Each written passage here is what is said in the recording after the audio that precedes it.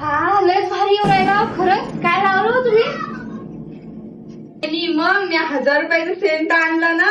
हो का? बरं तुमचा तर 1000 रुपयाचा आहे, माझ्याजवळ 1500 आहे. त्याचा स्प्रेचा वास पा किती भारी आहे. थांबा आणतो. का माझा डायरेक्ट 1500 रुपयाचा आहे स्प्रे. मारून पा.